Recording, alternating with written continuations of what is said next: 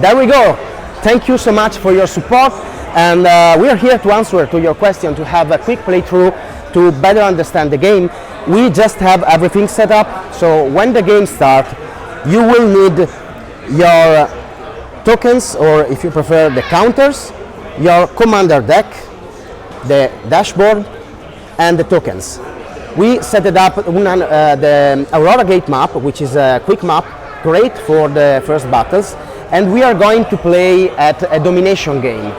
For showing purpose, we will not go through the entire game, so we reduced the victory point needed from 20 to 10, so you can see all the situation that you might encounter during a game. During a game, the very first step you will have is to set up your headquarters miniature, if you printed it, or token, in the right spot. Since it is a two-player game, it must be positioned on the two icon. Go ahead. Alright, we will have the two factions on the opposite. We will have the tank faction that is very expensive in everything, but also very effective. They're powerful, they're strong, they're straightforward, but they're slow to develop. On the other side, the counterpart, the rusher, everything is cheap, must keep pushing the enemy, create pressure, and use his speed and versatility on water and encircling the enemy.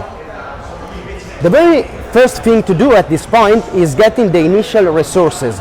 So each player will get 150 war bond in every game you will play. Either you're with 1, 2, 3, 4 players, except for campaign. In that case, there will be explicitly told you how much money you will get at start. And in second place, you will need 6 action points that you will track on your commander board. Rotating the dial, you will keep track of your action point. 6 action point is your starting reserve at maximum.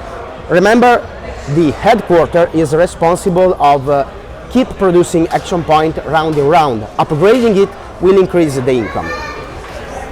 Next step, we will need to decide who's the first player. So let's have a first die roll for each player. So the green player did 4 and the red player begins. The first player token goes to the red player. He now must decide whether to choose a tactical turn or a strategic turn. As you might remember from the rulebook, you can do any type of action during your turn. You must decide if you are going to do a strategic turn, so produce and build and upgrade and everything related to that department, or must choose if you are going to move and attack with troops. Of course, at this moment there is no troops around, so he chooses for a strategic turn. He built the vault, which is responsible for production of the war bonds. He produces everything, he builds everything within a range of a free cell from the headquarters. He built the barracks that unlocks the chance to build both the shipyard or, if he chooses, the factory. So he decided to go for water and take advantage of the oil platform over here. A quick reminder on how domination game works. While Ramirez, the green player, goes ahead and does his turn, of course, we are taking down the free action point because he did 1, 2, 3 actions. He can keep doing actions until he has action point. He already paid the amount of money required as shown on the commander board. And about the points are war bond index, are your victory point. They are scored by having exclusive control of the red zone on the map. That gives 2 points at the end of the round for the sole controller, or 1 point for the blue zones if you're the sole controller. So, green player turn. He also goes for the vault, but decide for a scouting turn, so he just built 1 vault, spend 1 action point 30 war bond as shown here. Next turn for the red player is still the same round, so it's not already collection phase, because the round ends when both players decided to pass the turn without performing action. This means that if you pass the turn without doing anything, the round is over for you, and the opponent or the opponents can keep doing action as they wish. So he decided to do another strategic turn by producing a bulwark, the system dial. The dial is a bit off, so you can, okay. And he set up already the halt point on the dial right here. These are the prototype unlaminated counter, because all the laminated one has been sent to the tester, of course, and there is a huge difference in durability. I want to take the occasion to speak about these counters with the integrated dial, as suggested from the testers. They have been truly deeply tested about their durability, and we had to find the right paperweight and the right lamination to ensure that over more than 100 playtests and 200 playtests, they are as new. And the most important thing is also about the dial being laminated. But let's go ahead and keep going through the turns, and it's now again the green player turn that decide to build the barracks far ahead, so it's quite obvious that he wants to take advantage of the far away position from the headquarters to spend less action point in reaching the high ground area. You might remember from the rulebook, the orange area is a high ground. When a player has a ground unit on this area and is firing against lower ground unit, is getting a 10% advantage on his attack. So he also produced light infantry. You might see right now the small differences in terms of asymmetry. In example, the red player has more expensive light infantry but with higher health point, while the green player is cheaper but also has less health point.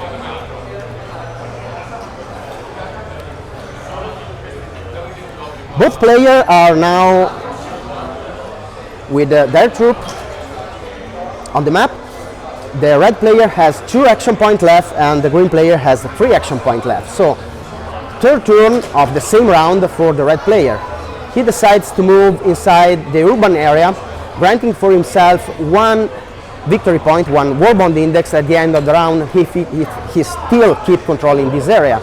And I guess he's passing for the turn, and it's Ramirez, the green player turn, that decide to move inside the blue area too. So we are with 1 action point left for the red player that decides to pass for the round, and same is for the green player. Now it's finally the time to collect your war bond index, action point, and scoring the and getting the war bonds as money. So the first player token goes to the other player. Everybody is getting the war bond index, in this case 1 war bond index for each player, because they're controlling blue zones. And as shown on the table on the commander board, he's getting 4 action points plus 1 from the previous round, while the green player did less actions and has 6 action points at this moment. So it's now time for the second round. The money has been taken. They're not. So get your money. They are getting 60 war bonds from the vault, since it is at level 1. And now they can choose to upgrade both the vault and the headquarters, because it's not anymore the round in which they have been constructed, or to get in a better way. You can't upgrade a fresh built construction. In the same round, you can build or upgrade just once. So now it's a new round, and they might choose if whether to upgrade or not their headquarters or vault, or keep going to produce. So we are having another strategic turn for the green player.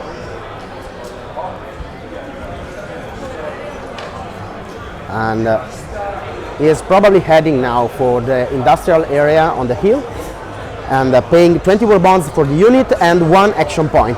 Each unit you produce, you can produce how many units you want during your strategic turn, as long as you have war bonds and action point requires, and of course you have the counters on the reserve. Each unit produced, the cost is 1 action point. So you just produced 1 unit and it's the end of the turn. The red player decide to go for strategic choice to increase his action point income by upgrading his headquarters. Also, he's unlocking level 2 units and his level 2 special abilities. And I guess he passed for the turn, and it's now the green player turn that decides to activate his level 1 special ability. Fast Offensive will give 1 extra movement by spending the same action point. So if its speed is 3 as shown on the unit counter and the card, his speed becomes 4 for the rest of the entire round. At the end of the round, the unit token will be flipped to show that is in cooldown, which means that neither the unit can host another ability and the ability can't be used in other units. Since the ability has been activated, the remaining 2 tokens will be put on the card. This to show that the ability is active and can't be used elsewhere. Tokens are consumed. This means that he can use this ability 3 times during the whole game, 2 times the second ability, and 1 time the tier 3 ability. Okay, let's go ahead. He's now going for a tactical turn. 2 action point.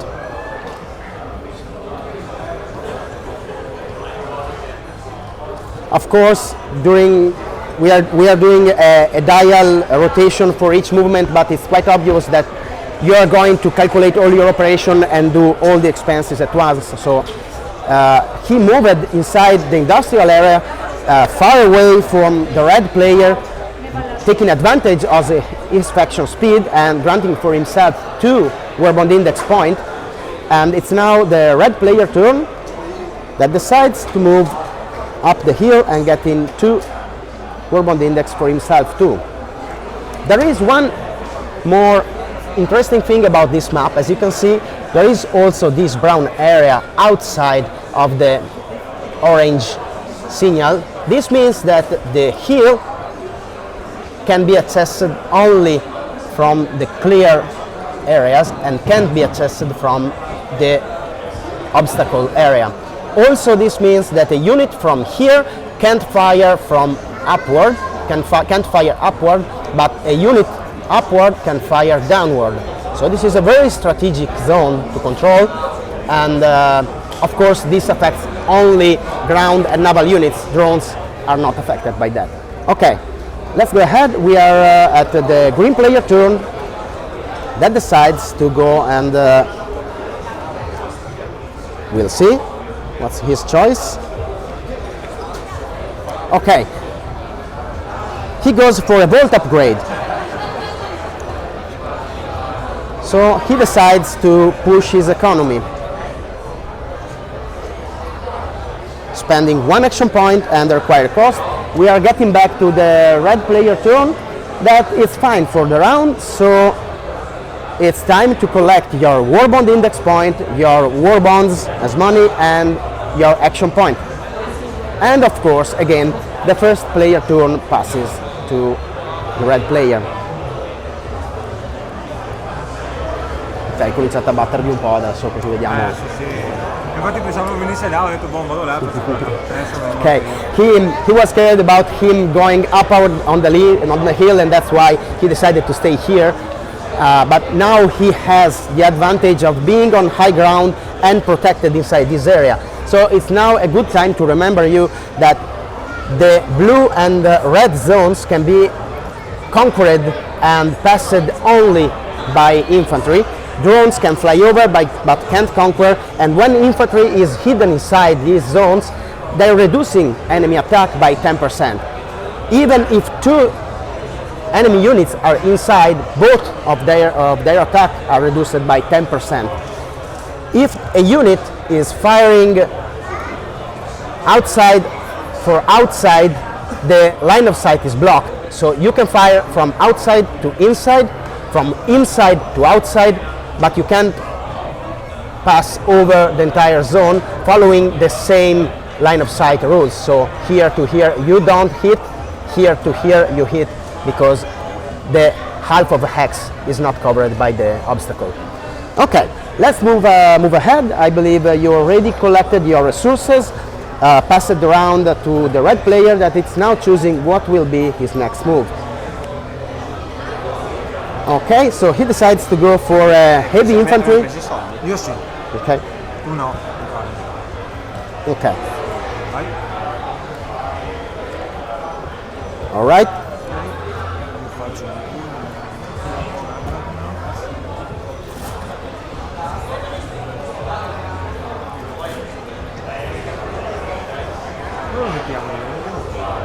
Okay, so he produces heavy infantry. So he's probably going to take advantage of its high armor and high range. ho fatto il gioco di mare, ma costa una cifra e mezza. Devi sviluppare. The weak spot of the red player is the cost of all his unit. In fact, he decided to go for the sea. Remember how he did with the blue player the game before, and now crashed over the ultra expensive unit cost of the red player. Okay, so he produced heavy infantry, paying the money and the action points. Now it's the green player turn. And he wants to go for vehicles, so he decided to produce the vehicle factory. Remember, vehicle factory is unlocked by the factory, the barracks, and can be built within a range of free cell as well. And the factory is instantly active, so he can instantly produce a vehicle from there. Of course, it has action point and war bond required. Okay, so we have Panther produced, so a light vehicle, very effective versus infantry, not really a great danger for the base, but it will be great to clear the area already controlled by other infantries. And also his speed is 4, so it's a really fast unit. I believe the green player passed for the turn, and it's now the red player turn. Ok, quindi cosa facciamo? And I believe he's going to conquer the zone. Okay, solo uno. Okay, he does 2 moves to go inside the area, and I believe the setup for the map is now ready to have some fire. All right, he is moving up on the hill. It isn't entered the enemy range yet. Vai, dale dentro. Non posso fare ciò. But the green player is entered the enemy. But the green player has the red player in range. The red player has the priority, but has not the enemy range. But guess what? His Tier 2 special ability, the Shockwave, has effect on a range of free cell, and once activated has effect instantly, pushing the enemy away by free cell. So he must spend another action point to go inside. Remember, all the special ability are free to activate. That doesn't cost action point, but on infatti là ti sei dimenticato di girarlo. Okay. On the following round they went in cooldown as this one is. No, devi lasciarlo sotto l'unità, zio. Ok, So he now entered the game. He decided to fire to bulwark to the infantry with an accuracy, aspetta che gli spiego come funziona, with an accuracy of 80%, reduced by 10% because of the cover of the industrial zone. This means that he will hit with values from 1 to 7 on the die. We already unlocked the die with custom faces, so we will have a custom icon for the critical failure and a custom icon for the critical hit, but for now we will have 11 as a critical failure and 12 as a critical hit. Critical hit, double the damage. Critical failure doesn't hit and deals 1 damage to the attacker. So let's see how it comes. We have a roll 1, so it hits and it deals 6 damage point to the enemy. That goes to 1 health point.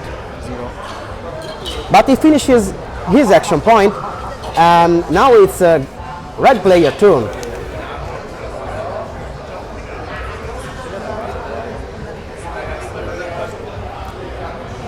He's probably deciding to take advantage of his heavy infantry, very effective versus vehicle, and the fact that he doesn't have any action point to react. In this situation, normally, since he entered enemy range, the enemy has defensive priority. But since he has no action point, he can't react, and it's now only getting shots. With actually very effective statistics, he has 80% accuracy and 4 damage. La vita qua è a 10, ok, perfect. Okay, let's go roll some die. First hits, so he spent 1 action point dealing 4 damage. Again, and it does hit again. Health point goes down to 2, I remember, right? And 9 doesn't hit. So looks like the Panther is here to live another day. Both players ran out of action point, so it's time to change the first player token control, getting Warbond index from your areas, your action point from your headquarters, and your Warbonds from your vault. We are now doing a 2-player game. Let's just consider a different situation, a different scenario. Let's say, in example, that this was a yellow player. And remember, when a combat starts, a bubble of fire exchange begins. And until this bubble is over, the turn flow is interrupted. This means, in example, let's say that the red player entered the green player, and both has action point as they wish. So they start firing each other, but then the red player, the active player, runs out of action point, so his turn should be actually over, but the bubble is not. He still has action point, he still can discharge all his action point by firing to the active player as he wish. So when I said on the manual inactivity in danger means that despite the fact that this is your turn, if you stay in range, you are going to take the fire until the passive player decides that the fight is over. Also means that if he keeps moving while staying in the range of the enemy, any action performed will grant to the passive player a chance to react and firing. Also, if he decides to move, in example, another unit over here, but still in danger here, I move a unit here and he can keep firing at the unit that entered in his range. That's what defensive priority means. It's something not very common in other games. It takes just one game to understand, but once you understand, you will feel constantly engaged by this game. You see the token has been flipped. This one has been consumed, so it goes out from his reserve, but the ability is now here to be used again 2 times. So green player turn. We go through another 1 turn, maybe showing how we might show exactly. Yeah, I was thinking. Okay. So now he moved inside enemy range and is given to enemy a chance to attack. Or is not? No, it's not enemy range. It's 2 cell. Yeah. My bad. It is. It has 2 cell of range, so it's out of his range. But he can fire at him. And 12 is critical damage, and the bulwark is returning to the ground. All at this moment, the ability is in cooldown. The unit is dead, but the ability is still in cooldown. So we put it on the card to remember that we can't use the shockwave ability until it goes from cooldown out. So now he's moving back his Panther. Of course, he can't enter with the Panther inside the urban area, so he must go outside. He's staying here patrolling. And we now have a red player turn, which...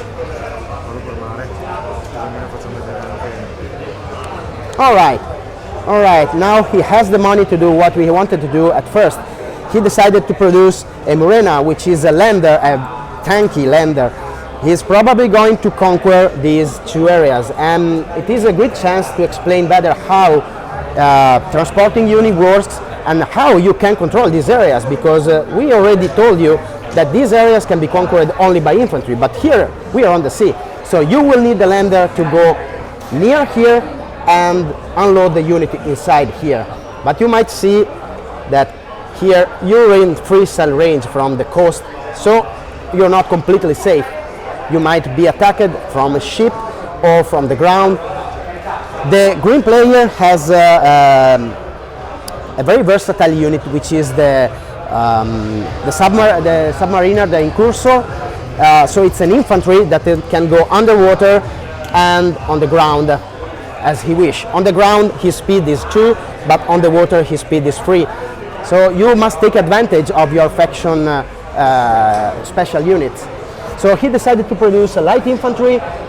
It's very near to the Murena. He did a very intelligent building because he put the barracks right near to the shipyard, so he doesn't need to spend action points to load inside.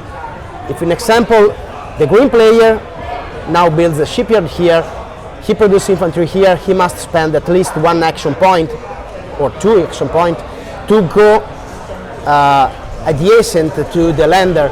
So he can't load the unit right now, because loading unit it's a tactical action, and we are now into a strategic turn, so he can produce, but he can't move, load or unload. Okay, let's move ahead, then we will do an interesting specification for a 4-player case, which means 2v2. What if I want to enter my ally transport? I can, but I can enter an ally transport during my turn, then the ally can move his transport during his turn, but I must wait my turn to unload from my ally transport. So it's a little bit tricky, but it can generate very interesting strategic situation. Okay, let's move ahead, let's do this. I believe it can be the last turn for this showcase on how it works. We are now at 7 Warbond index point and 5 Warbond index point. On 2-player you must go to 20 Warbond index to win, and it's very important to see all the unit variety, but for the purpose of this playthrough we are going through all that involves producing, moving, engaging and so on. So he now decided to unlock the high-tech lab. He is still on his building production limit. Remember, you can't build all your building as you wish. In example, if he was at level 1 of headquarters, he would have a 3 maximum build limit except the headquarters. But now he is at level 2, so you can build up to 5. This includes also the defensive buildings, all right? Also the defensive buildings are included into this limit. But he's still on the limit because he's at level 1, no, you're at level 2, okay? And he has space to build also the high-tech lab. Okay, do you produce also some units? No, because you are bankrupt, okay? It's now the red player turn. He loads the unit, metti il token anche, ricordati, and declare the transport. So, here we go. Perfetto. No, vai, ho quasi finito io.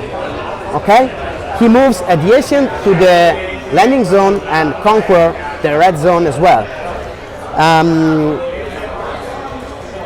Okay, you are okay for the round, we are okay for the round, but I believe for the purpose of this game that decided to go up to 10 victory point, despite this great conquest here, yeah, he wins. You might have conquered over there too. 1, 2 action point, your last 2 action point. But still you're going up to 9 war bond index, while the green player is going to the required 10 war bond index point, winning the game. I believe that's it for this playthrough. I hope you enjoyed. We didn't manage to do a live because the connection is not great, and we decided to have a decent video that you can understand without having pixel everywhere.